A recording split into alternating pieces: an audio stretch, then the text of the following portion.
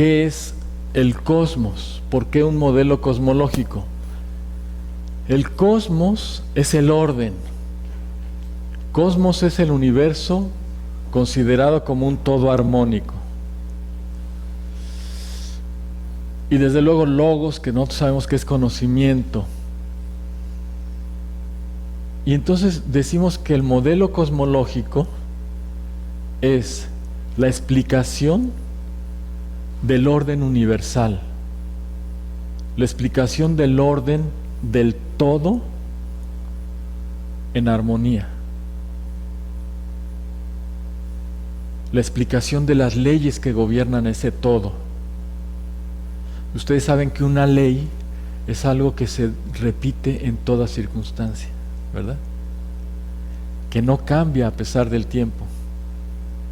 Entonces hablamos de las leyes universales que son eternas e infinitas.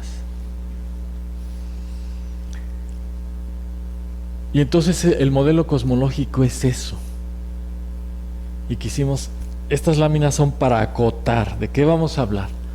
Vamos a hablar de un sistema teórico que abstrae toda la estructura de todo lo existente y de cómo es su comportamiento, cómo es su funcionamiento, cuáles son las leyes que gobiernan el todo, de lo cual no escapa nada, ni lo más pequeño ni lo más grande. Ese conocimiento de lo que gobierna, de cómo está gobernado, cómo está ordenado todo lo existente, me implica a mí y por lo tanto mi autoconcepto. En la medida en que yo exploro el modelo cosmológico, yo me explico mi existencia, explico mi sentido de ser. Cuando un paciente llega en depresión, pues claro, lo primero que le decimos es que tiene que tomar medicamentos, si no la psicoterapia no jala. Pero lo segundo que averiguamos es cuál es el sentido de la vida, de la persona. Y entonces cuando nos quedamos en la cuarta dimensión, se vuelve muy truculento, porque en la cuarta dimensión la vida no tiene sentido.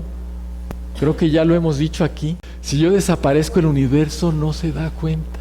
Mi vida no tiene ningún sentido. Si desaparece el planeta, el sistema solar se vuelve a ordenar en 8 minutos, que es lo que tarda la luz de llegar del Sol a la Tierra. Se vuelve a acomodar, ¿eh? Desde luego sí tiene un efecto, pero en 8 minutos se acomoda.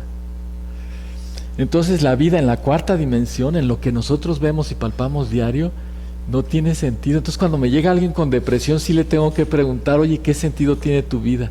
No, ninguno. Oye, ¿crees en Dios? O porque si no le escarbamos en otras dimensiones, híjole, tu tema está desafiante, ¿no? Sobre todo personas que ya han probado cosas y cosas y cosas y ya nada les satisface en la cuarta dimensión. Entonces, el modelo cosmológico, tal como lo vamos a estudiar, hagan de cuenta que es una medicina preventiva contra la depresión para toda la vida.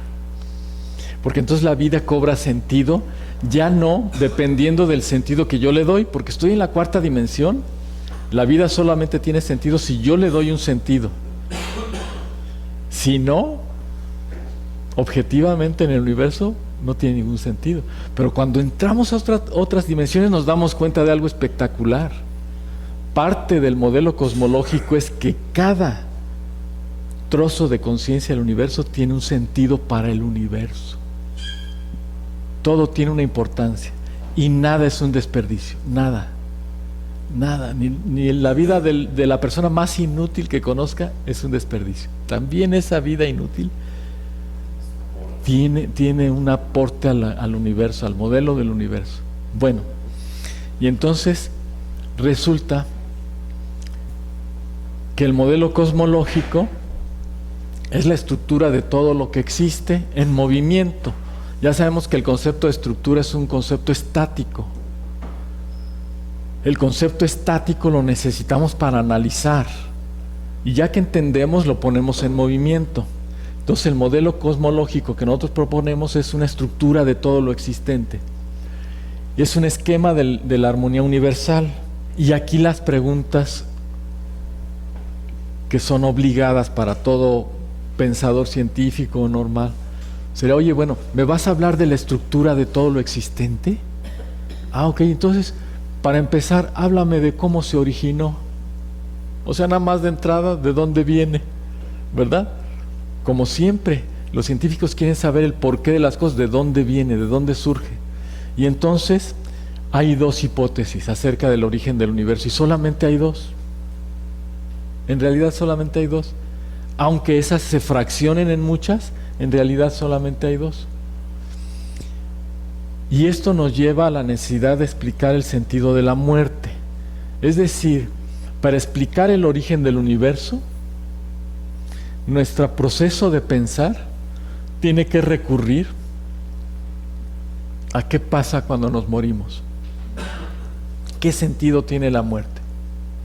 Y entonces, la muerte es una gran interrogante porque, como vimos en la semiología de la muerte es definitiva.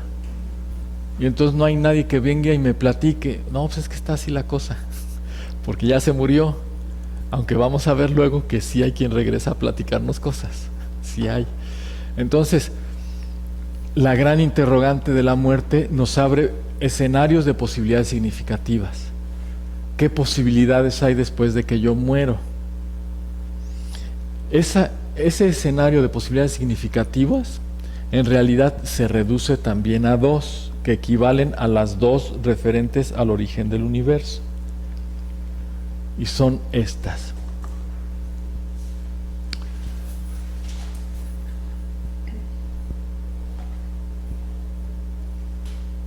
Cuando nosotros nos interrogamos acerca de la muerte,